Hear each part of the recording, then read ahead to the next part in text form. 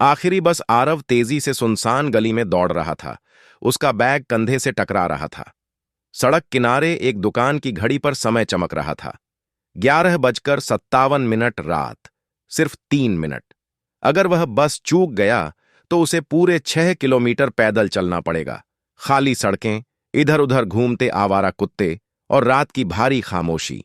जैसे ही वह मोड़ पर पहुंचा, उसे वो दिखी, पुरानी थकी हुई सी शहर की आखिरी बस। उसकी हेडलाइट्स टिमटिमा रही थीं, जैसे बस भी उसके जितनी ही थकी हुई हो। ड्राइवर दरवाजा बंद कर रहा था। रुको, बस 1 सेकंड। आरव ने हांफते हुए आवाज लगाई। ड्राइवर, जो एक मोटी मूंछों वाला बुजुर्ग था, एक पल को ठहरा, फिर भारी सांस लेते हुए दरवाजा दोबारा खोल दिया। आरव बस में घुसा, पूरी तरह पसीने में भीगा हुआ। आज किस्मत अच्छी है तुम्हारी, ड्राइवर ने कहा।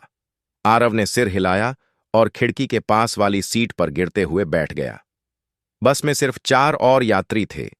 एक आदमी जो मोबाइल पर स्क्रॉल कर रहा था, एक महिला जो खिड़की से बाहर किसी गहरी सोच में डूबी थी, एक कॉलेज का लड़का जो आधा सो चुका था, और एक बूढ़े बाबा जिनके हाथ में एक कागज का थैला था। वो हल्की हल्की धुन गुनगुना रहे थे। बस झटके से आगे बढ़ी। आरव ने खिड़की से बाहर देखा। आज की शिफ्ट बहुत लंबी थी। वो एक कैफे में देर रात तक काम करता था, पैसे बचाने के लिए। किसी बड़ी चीज के लिए नहीं, बस एक सेकंड हैंड लैपटॉप।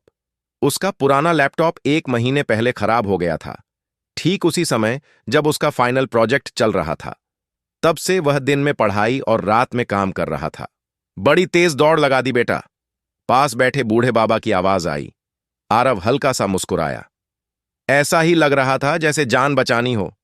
बाबा ने सिर हिलाया और अपने थैले से 2 समोसे निकाले।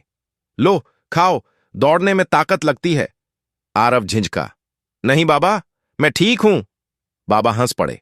अरे ले लो, भूख चुपचाप नहीं जाती। आरव ने समोसा ले लिया।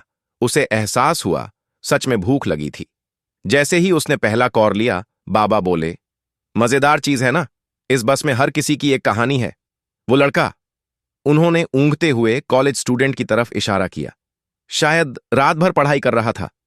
वो औरत शायद किसी खोए हुए अपने को याद कर रही है। और तुम किसी चीज के पीछे भाग रहे हो, है ना? आरव चौंका। हां, शायद। बाबा हल्का सा मुस्कुराए। भागते रहो, कभी कभी बस छूट भी जाए, फिर भी मत रुकना। बस एक झटके से रुकी। बाबा उठे, अपने मफलर को ठीक किया। मेरा स्टॉप आ गया बेटा, ध्यान रखना, धावक। जाने से पहले बाबा थैला सीट पर छोड़ गए।